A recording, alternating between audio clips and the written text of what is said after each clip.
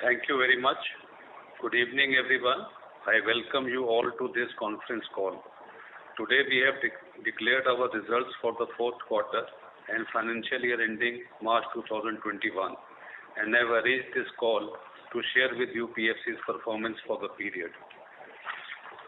As you all know that the past 1 year has been extraordinarily difficult year for all of us, resulting in both economic and social hardship. In spite of all the challenges faced, I am proud to say that PFC has been able to withstand the headwinds and has delivered remarkable profits in all the 4 quarters of FY21. The key highlights for the financial year 2021. On this note, I would like to share that in FY21, PFC registered the highest ever annual profit of rupees 8,444 crores, a jump of 49% from FY20. Acknowledging the role shareholders play in our growth, we are happy to share our success with them. Our announcement this afternoon regarding final dividend of rupees 2 per share stands testament to this fact. Thus, in FY21, PFC has given a total dividend of rupees 10 per share, that is 100%. With this, PFC continues with its trend of delivering extraordinary shareholder return. Further, considering the challenging times, our focus this year has been on strengthening our balance sheet. This is demonstrated by the fact that our net worth saw 16% growth from FY20. Our capital levels improved by more than 180 basis points over FY20 and can be seen that our current CRAR is at 18.83%, which is well above the regulatory limits. Also, I would like to share that in FY21, PFC diversified its lending to new segments in power sector. Recently, PFC has extended financial assistance of rupees 570 crores for deploying 700 electric vehicles under FAME 2 mobility platform supported by Government of India and Government of UK. PFC funded one of the largest 1,200 megawatt solar, wind, hybrid, pump storage hydro project with a sanction amount of rupees 5,429 crores. Thus, PFC is constantly focused on exploring new business avenues in the power sector. Now sharing some of the key financial indicators. For FY21, the yield is at 10.58%. Although there is a slight dip in the yield compared to FY20, but it continues to be within our targeted range. The dip is due to suppressed interest income on account of refund of interest on interest and delayed charges of around 291 crores charged during the moratorium period, in line with the Supreme Court order and RBI directive. Also, in the second quarter of FY21, to align with the market, PFC has reduced its lending interest rates across the board by around 25 basis points, maximum 40 basis points. Therefore, the impact of such reduction is also being seen in yield. Further, considering the ample liquidity in the market, our cost of funds for FY21 reduced by almost 30 basis points to 7.48% from FY20. Driven by stable yield and reducing cost of funds, the spread for FY20 is at 3.10% and NIM is at 3.54%. Also, keeping in view the market scenario, in April this year, we have further passed on the interest rate benefit to our borrowers, and accordingly going forward, we expect the NIM to be around 3%. Further, I would like to update that both the domestic and international credit rating agencies have reaffirmed our credit rating. This reflects PFC's strong business fundamentals. Coming to the consolidated numbers, at consolidated level also, PFC Group delivered a robust performance. In financial year 21, PFC Group loan asset book crossed rupees 7 lakh crore mark. With this, PFC continues to be the largest group in India power sector space. Further, the consolidated PAT for financial year 21 is at rupees 15,716 crores, a 66% increase from FY 20. On the operational front too, both PFC and REC are making concerted efforts to align their policies and operations to achieve business synergies. I am glad to see that PFC has successfully sailed through the pandemic and delivered a strong performance, which clearly shows PFC's inherent strength and ability to absorb economic shocks. Now turning to PFC's loan asset side. Our loan asset book as on 31st March 2021 is at rupees 3,70,771 crores. In this context, I would like to highlight that in FY21, our distribution asset portfolio grew significantly, primarily due to disbursements under the government Atmanirbhar Discom package. Also, loan asset growth in renewable energy and conventional generation comparatively slowed down due to the COVID pandemic. Further, there has been extraordinary prepayment of around rupees 20,000 crores this year. This is mainly due to prepayment of loans by central and state PSUs on account of clearance of their dues by discoms under the Atmanirbhar Discom package and due to refinancing of some of PFC's renewable loan assets. This has resulted in subdued loan asset growth of 7.5%. After excluding this extraordinary event, PFC loan asset growth is 13%. Going forward, we will continue our efforts of tapping new loan assets as the economy recovers. But given the current shrink expected in GDP numbers and the surplus liquidity in the system, as of now, we envisage a marginal growth for PFC over the current levels. Coming to the loan asset quality. On the loan asset side, I am happy to share that even during the economic slowdown, PFC has successfully resolved approximately 25% of its stress assets book.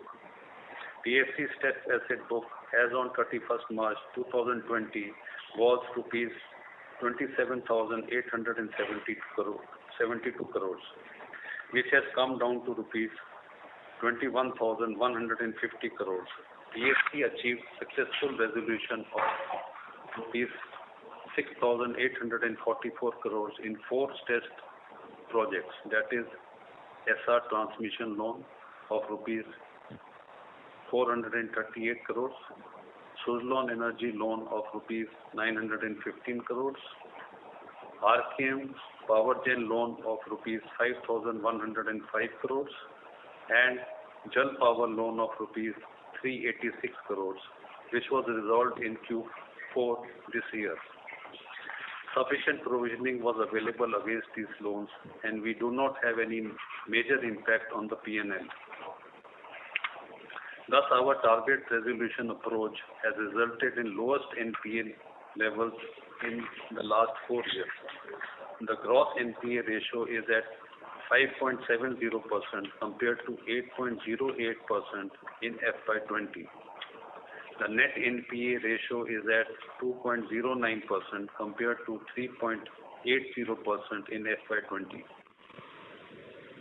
Further, we continue to constantly pursue resolution of the stressed assets, and I would like to share that currently in 2 projects worth rupees 2,109 crores, we are in advanced stage of resolution, and we expect the resolution to close soon. These 2 projects are Jhabua Power loan of rupees 764 crores. It is a 600 megawatt commission project being resolved in NCLT. The lenders to the project have given in principle approval to the resolution plan, and the same shall be submitted to NCLT for approval. Essar Power MP loan of rupees 1,345 crores. It is a 2 into 600 megawatt commissioned project being resolved in NCLT. The final resolution plan for the project has been received and is under discussion by the lenders. With the resolution happening in these projects, we expect the NPA levels to come down in the future. Also, I would like to update that our standard book has largely remained intact except for majorly one borrower slipping to stage 3 in Q4, that is Sinnar Power Transmission loan of rupees 161 crores. On the provisioning front, I would like to highlight that due to resolution of stage 3 assets and their upgradation, provisioning in absolute terms has decreased against stage 3 assets, but overall provisioning coverage continues to be maintained at 63%. We feel that these provisioning levels are adequate for future resolution. Further, provisioning has been enhanced under stage 1 and stage 2 based on our ECL model, which is being worked out by reputed external agency. Under stage 1, as informed in our earlier calls, the increase is majorly due to creation of additional provisioning of around rupees 600 crores against 10 JETCO on account of shifting of rating from category B to category C. Under stage 2, the provisioning increase is firstly on account of upgradation of stage 3 assets on resolution, wherein 10% provisioning has been maintained as a prudent measure. Further, in 2 loan assets, even though our overdues are beyond 90 days, they have been classified as stage 2 in view of the stay granted by the courts on their stage 3 classification. On these loan assets, provisioning has been created similar to stage 3 assets, and interest income is being booked on cash basis only. Therefore, this has led to increase in stage 2 provisions. Also in government sector loans, which has been classified in stage 2 due to payment overdues, additional provisioning as per the ECL model has been created.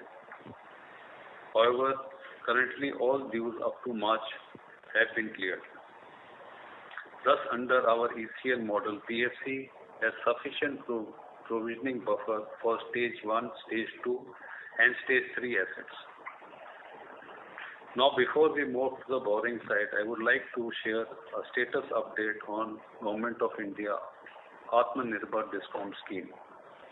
Under the Atmanirbhar Discom scheme, so far PFC has sanctioned rupees 67,699 crores and disbursed rupees 38,089 crores.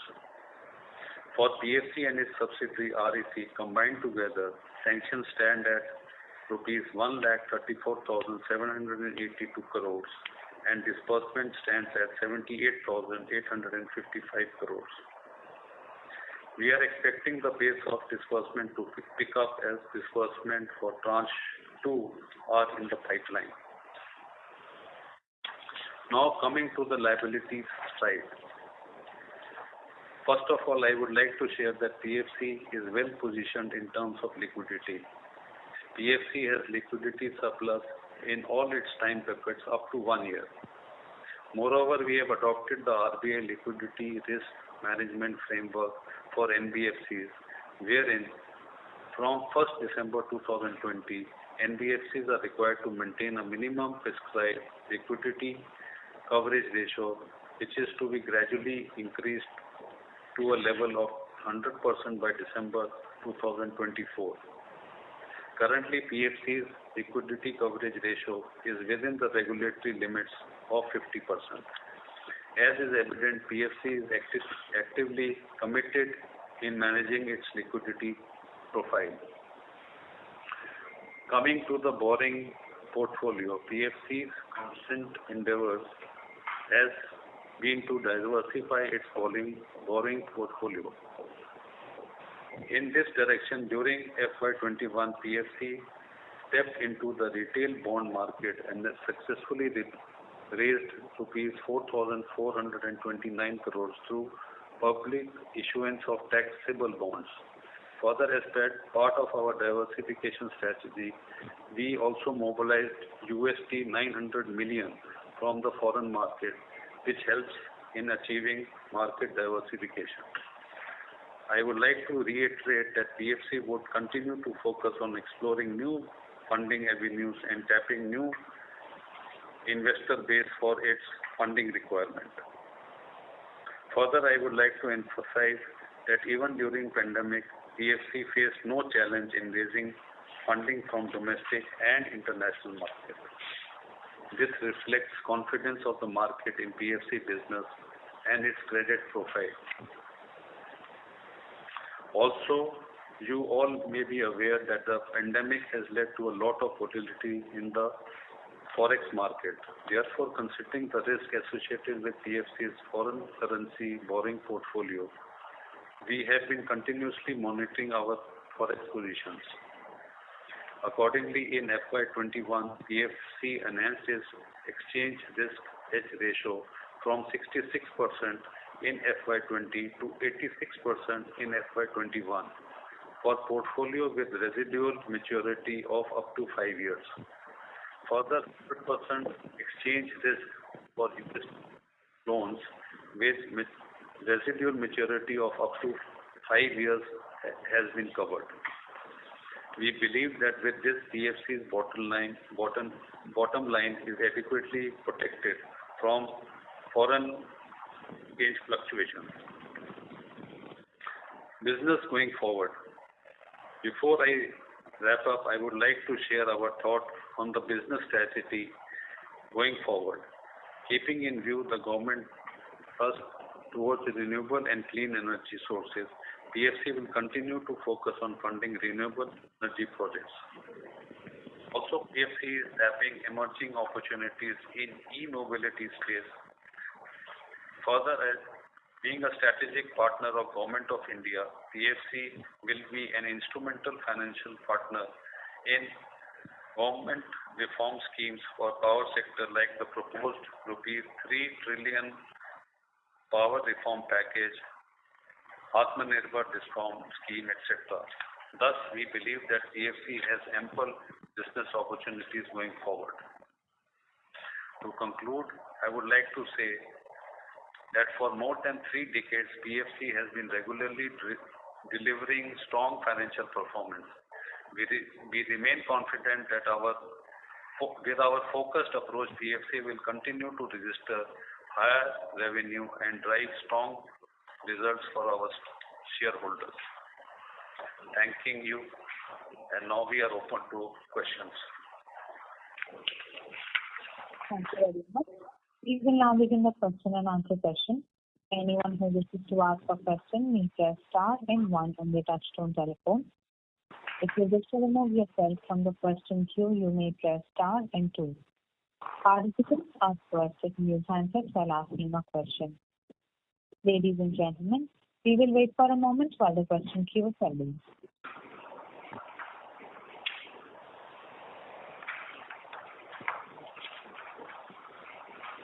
The first question is from the line of Maru Padajania from Elara Capital. Please go ahead. Hello, sir. Thank you for your detailed commentary. Sir, I actually missed 2 names. You had named 4 accounts that were resolved in Q4. 2 were RKM and Jal Power. What are the first 2 and their amounts?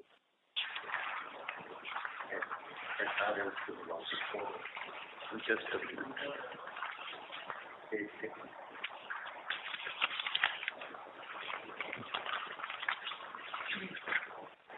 So these were SR Transmission 438 and Suzlon Energy Loan 950. Yes, sir. So in any of these 4, was there any recovery? You said provisions were adequate, but was there any recovery or? Yes, we were able to recover in the range of around 45 to 65%. Okay, and they were not fully provided for. So No, these were fully provided for. fully provided for, and you were okay. Got it, sir. Right. Sir, and apart from Jhabua and SRMP, are there any other resolutions in the pipeline? These may happen immediately, but any others which would take longer but still happen over 12 to 15 months? So during I think the current year, we should be able to look at Dance Energy and Shiga Energy. These are the hydro projects in Sikkim. So these Which are is the second one, sir? Second one is which one after that? Shiga Energy. Okay.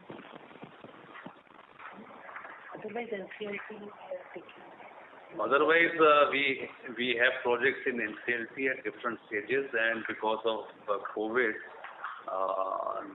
these are slow, so we expect that those also will be resolved. But any big or prominent ones there? Then Lanco Amarkantak project is there, where 2 units are operating, and 2 have been around 74% completed. So that is one of them. And KSK may take further time, where 3 units have been commissioned and 4th is under construction. Got it, sir. Okay, sir. Thanks a lot. Thank you. Thank you very much. Thank you. The next question is from the line of Hardik Shah from SBI Mutual Fund. Please go ahead. Sir, could you guide us about your borrowing plans for the current year? This will be around 1 lakh crore. This is over and above whatever you borrowed so far? No, this is the overall for the year. For the year, it is 1 lakh crores as approved by our board of directors. As of now, how much have you done for? Till now, we have not done except for a very small borrowing under 54 inch. Okay. Yeah, okay, that's great. Thanks. Thank you. Thank you. A reminder to the participants, anyone who wishes to ask a question will press star and 1 now. The next question is from the line of Kunal Shah from ICICI Securities. Please go ahead. Yeah, sir. Congratulations for full year's financial performance. So firstly, in terms of margins, given that now we have revised the rates across the board quite significantly, so how should we expect in terms of the repricing to play through, because we have revised it from 3-year reset to 1-year reset as well. So now how should we expect in terms of the yield behavior going forward? And this will be more on the incremental loans, I believe, or it would be even for the existing loans. So if you can just help us understand over like 1 or 2 years how this entire repricing would play through with the revision in the rates. So as indicated, we have revised our lending rates in April 2000 this year. And this is for the new lending, these will be the rates. And for the existing lending, whenever the reset is there, that will be repriced. So normally we have loans with a larger component in 3 years reset. So these will be repriced over the 3 years. And we are thinking of giving an option to the borrower also, that if he wants to get that upfront, then we are thinking of sharing the advantage to the borrower with certain percentage. So going forward, these loans will be repriced, and the present NIM, which is around 3.5%, we are expecting that will come down to around 3 to 3.25%. Okay, but the proportion maybe with this 3-year reset, what is the kind of a component which can come in for the maturity over next 1 year. And I think still compared to the rate cut, we are not seeing so much of a pressure on the margins. It will take some time. It will take at least like 2 to 3 years to get it fully reflected in terms of yields. So considering that 3 years this reset is distributed over the next 3 years, so 1/3 of the Okay. So broadly, 1/3 can come in for this fiscal, and that can get revised by the quantum. Numbers percentage which we are talking about. Sure. And secondly, in terms of the provisioning, so in terms of the existing projects during the quarter, how have we increased the provisioning coverage towards any particular project? Maybe 2-3 projects wherein we would have increased the coverage given that there are delays in the resolution. So this I will, Parminder ma'am will be our DA. Sure. See, the current disbursement in this quarter, whatever has been made, are categorized as under stage 1. And as per ECL model, we are making the provision. And if we talk of the total, including that 10 JETCO which sir has shared with you, where we have increased the provisioning which is falling under stage 1, we have on an average 0.40% provisioning under the stage 1 assets. No, so stage 1 has been more or less flat quarter on quarter. I was just checking in terms of stage 3, the additional 500 odd crores which has been done in this particular quarter. So which projects do they actually pertain to? And would it be like maybe the resolutions which we are seeing getting delayed, that's more or less adequately covered in terms of the provisioning? As sir has said, there has been increase in the stage 3 assets. One, we have added a new asset, Sinnar transmission line. Apart from that, we have increased provisioning in few of the loans like Sinnar thermal power also. We have increased the provisioning amount. Apart from there is an increase in the Lanco also and Southeast also. Since there has been delay in the NCLT process, so based on that, the additional provisioning as per our ECL model has been made. Okay. And what has got resolved, because there is absolute decline of 200 odd crores after this addition. So this would be JAL, or there would be some other assets which has got upgraded from stage 3?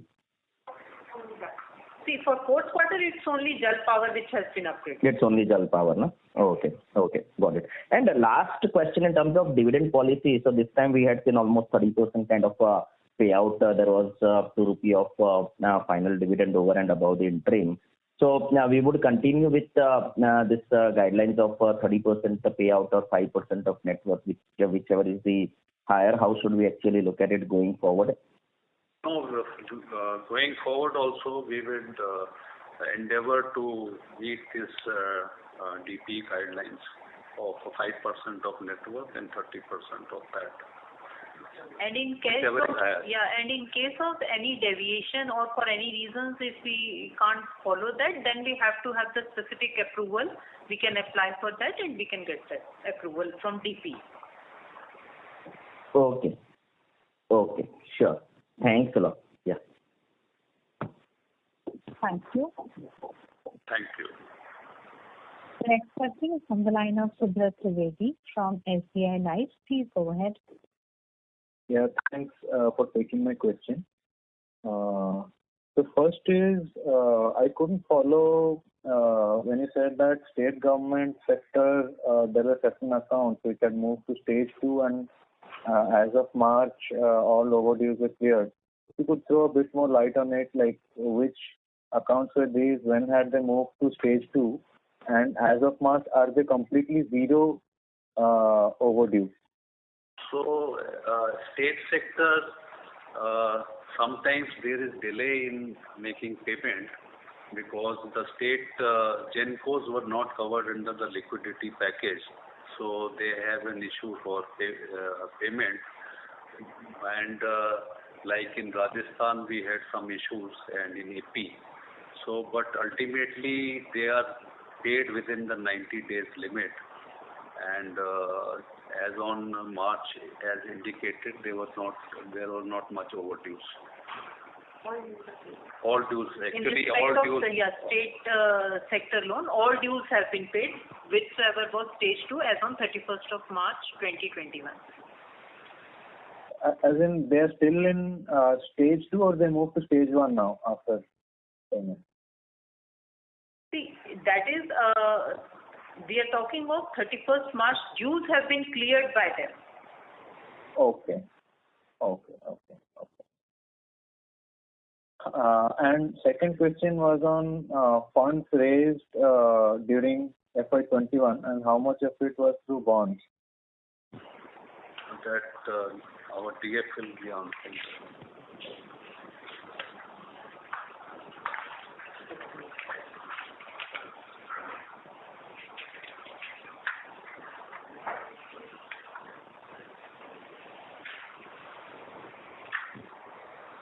See, we have raised from bonds, we have raised approximately 41,000 crores.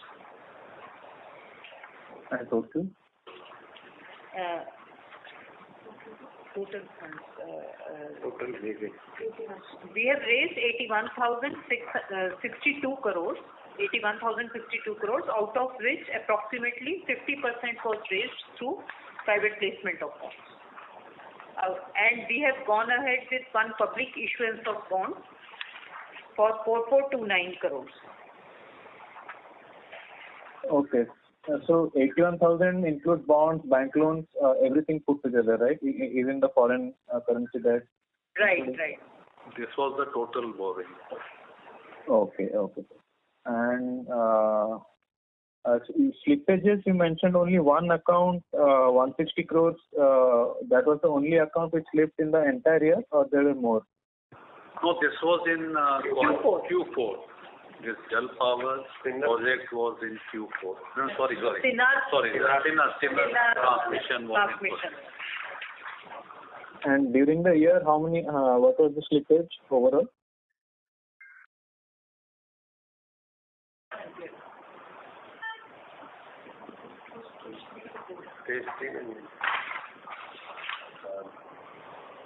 I don't think we have any other slippages during the year in the stage 3.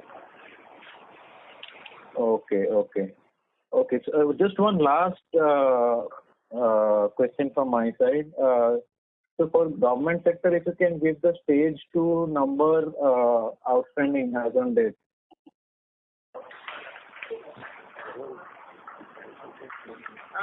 That upfront figure is not there. So we club it with stage 1. So if you want, we can reply if you can raise it to you, and we can reply. Sure. Thanks a lot. Thank you. We would request the participants to please limit your questions to 2 per participant. The next question is from the line of Mahesh MB from Kotak Securities. Please go ahead. So just 2 questions. One is on the FRMP resolution. What is the kind of recovery rate are you expecting out of that? So this is under NCLT, and the lenders are deliberating on it. So this will be around 45 to 50%. Okay. And the second question, sir, of the assets which are available on the ground, like the ones which you mentioned, Lanco, Amarkantak, are these assets operational currently? And how do you see how do you see the buyers in the market today? Because unlike steel, we don't seem to be hearing about too many buyers for thermal plants. What is your assessment on the ground? So these projects, Lanco, Amarkantak, these has 4 units, 2 of 300 megawatt and 2 of 60 megawatt. So 300 megawatt is operational, and they have a EBITDA of around 300 crores. So as you said it rightly, that there are few takers for these projects who are bidding, and you already know the names.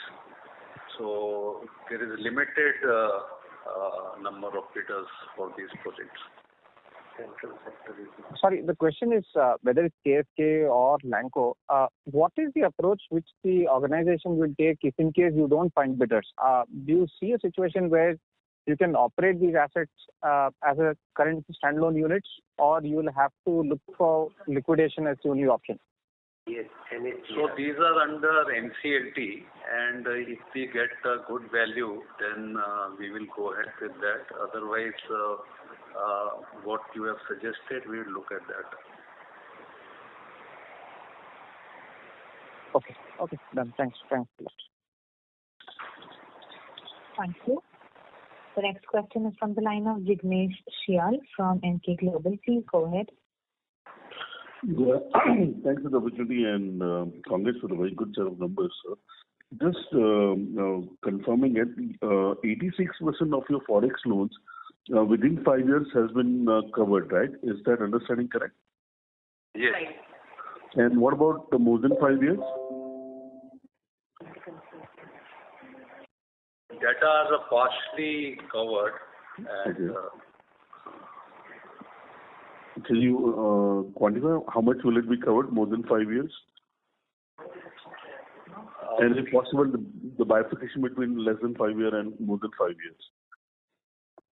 So our strategy is that within that 0 to 5 years, we find time to hedge that issue.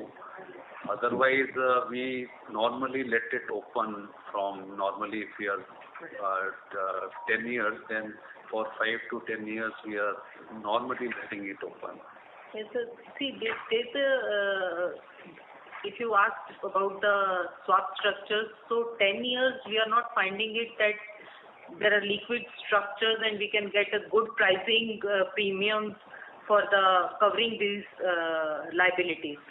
So as sir has said that generally it's our policy or practice, you can say, that we keep it open till 5 years, and once the 5 year they come under 5 years, then we try to cover it slowly. Understand. Understood. And of the total liabilities which is there with us, is it fair to assume that major portion of it would be maturing within 5 years, or the split would be equal or more tilted towards more than 5 years? Almost equal. Almost equal. So 50% of your liabilities would be within 5 years, and of which 86% would be already been covered, wherever the forex exposures had been, that way. Right. Correct? Okay. And secondly, just you said there is Jhabua which is supposed to be getting covered, and you give one more name, right? Was it SR? SR MP, SR Mahan. SR Mahan, where you are expecting 40 to 50% of the recovery, right? If I'm correct. 45 to 50%. 45 to 50% you're expecting a recovery out here. Perfect, sir. Thanks a lot and all the best. I'll come back for the queue. Thank you, sir. Thank you. This is Sanjay Chheda from BNK Securities. Please go ahead. Yeah, hi sir. Am I audible? Yeah. Yes, sir. So my question was on the MBED, the market-based economic dispatch, which was announced by the Union Power Ministry some days back, which would maybe in a way help DISCOMs in procuring the power at the optimized cost. So how do you see that in conjunction with the recent infusion that we also did in DISCOMs? So are we heading towards structurally change space for DISCOMs, and also are we not seeing any asset quality headwinds as far as DISCOMs are concerned for a meaningful time now? So one on that, and the other on dividend. Last year we paid around a similar amount of dividend, about 9.5 rupees, and also from REC it was 11 rupees. This year profits have been much higher than last year due to absence of credit cost, and also margins have been pretty steady. So why the dividend was kept at the same level? So yeah, these were the two questions. Coming to the first one, the market-based economic dispatch. So at presently, I think these state-level merit order dispatches is happening. So within the state, wherever they have a PPA, so the lowest variable cost plant is being dispatched. So this provides efficiency for the state. But now what is being proposed is being on a national level. So the cheapest power can be sourced from anywhere over the country, and that will, even if they don't have a PPA, so that will going forward reduce the cost, procurement cost for the discoms, and it will be a win-win situation because efficiency would be the paramount importance parameter, and the efficient plant will be dispatched more, and the discoms will get lower cost of power. So it is a good thing which is happening, and I believe that NTPC plants are already under this as a pilot thing which is going on.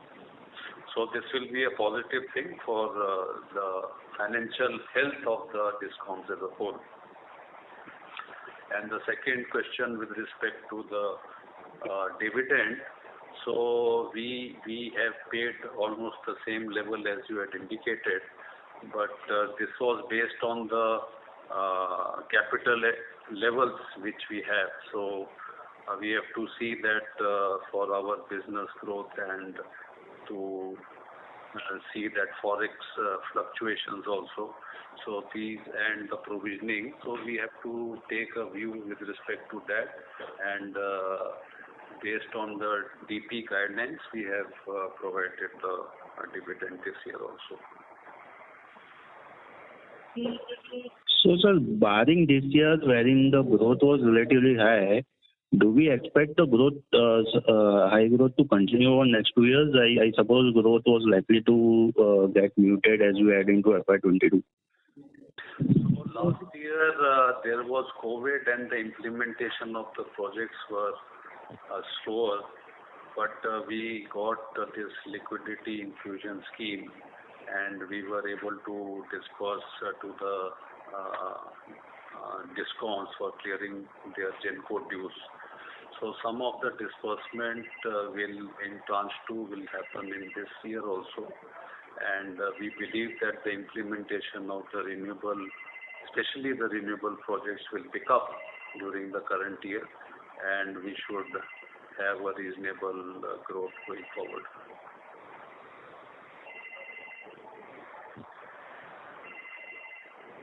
I hope that. Okay, sure, sir. Thanks. Yeah. Thank you. The next question is from the line of Puneet Srivastava from Daiwa Capital Markets. Please go ahead. Yeah, good evening. So my first question is on this prepayments that happened. So out of this 200 billion, around 20,000 crores, how much was during this quarter, Q4, and how much was the previous quarter? So it mostly happened in the third and fourth quarter, as I had indicated, because of the liquidity package. The GENCOs, the central sector GENCOs got this their dues cleared, so they were in a position to prepay their loans. And some of the renewable assets also, there was some prepayment, but that was smaller compared to the.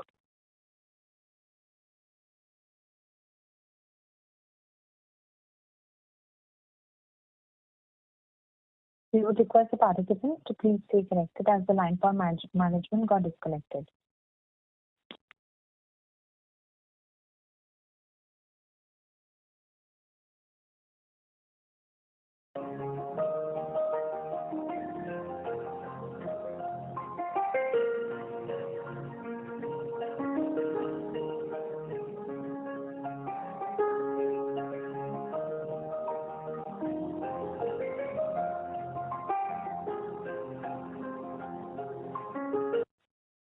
We have the management reconnected, so you can go ahead, please. Sorry, we got disconnected. Yeah. So my question was that so apart from this prepayment that happened due to the Atmanirbhar thing, was there any other reasons? Probably the corporate scheme you said about some renewals also got prepaid. And how do you see the trends in FY22 in terms of prepayments? And in that regard, so you also mentioned that the loan growth will be just about slightly higher than the current level, which is already very low at 7.5. So do you expect this to touch like double digits in FY22? So we are expecting good growth this year, as I had indicated, the liquidity package scheme, some disbursement happening this year, and the revival of these renewable projects. And I could not. What first question was? So as we had indicated that we have revised our interest rates, and we have made it competitive with the banks, and going forward, we believe that the state sector projects may not prepay us, and that is the hope with which we had reduced these interest rates. Yeah, the prepayment primarily happened because one, due to the liquidity available under the Atmanirbhar Bharat scheme with the GENCOs, and the other reason was that there was ample liquidity with the banks. So in few cases, the banks have refinanced the loans, which sir is referring to, and since we have reduced our interest rates, so we are expecting that there will not be any major prepayments going forward. Okay, my question was also like of this 20,000 crore, how much was coming because of this liquidity scheme, and how much is other than that? So that exact figure we will not be having, but it is very difficult the state sector, it was divided between quarter 3 and quarter 4. Right, sir. And on this margin front, you mentioned that it should come down to around 3% levels. So in that regard, is this like you're expecting to something like in FY22, or you're seeing in more in the medium term? And like how do you see margins moving in FY22 and even forward? So in the medium term, we expect this range to be maintained between 3 to 3.25, and last year it was a little bit higher. Okay, so thank you. Thank you. The next question is from the line of Vipul Shah from Sumangal Investment. Please go ahead. Hi, sir. My question was regarding this resolution. So that is slide number 18. I think so. What is the recovery over and above the provision for all these 4 accounts? More or less in line with the provision. Hello? Hello? Yes, sir. So you were mentioning about slide? Yeah, 18. The 4 projects worth rupees 6844 crores, resolved during FY21. So my question is, what is the recovery over and above the provision for these 4 projects? So it was almost, the recovery was almost similar to the provisioning. I think in some projects the provisioning was little bit more. As far as So no substantial recovery was there, right? No, not substantial recovery. We had made provision at a higher level. So as I had indicated that around 45 to 60% was the recovery. And in SR transmission, we had 100% principal recovery. So that was a figure which, average figure which I had indicated. Yeah, so in some project it was more, in some less. Okay, got it. Okay, sir, and my another question is, sir, what is your collateral when you lend to distribution companies? state government guarantee? So, like in this liquidity package scheme, we got a government guarantee. No, that is one time, but generally when you lend to a distribution company, what is your collateral? That is my simple question. We have a policy that we, as a principal security, we take charge on assets or state government guarantee. And plus escrow account in the both these cases. Okay, so you don't lend to the distribution company without any of this thing, whether escrow or state government guarantee. So that is what security we have. Okay, sir. Thank you and all the best for the future. Thank you very much. Thank you. The next question is from the line of Maru Padajania from Elara Capital. Please go ahead. Hello again, sir.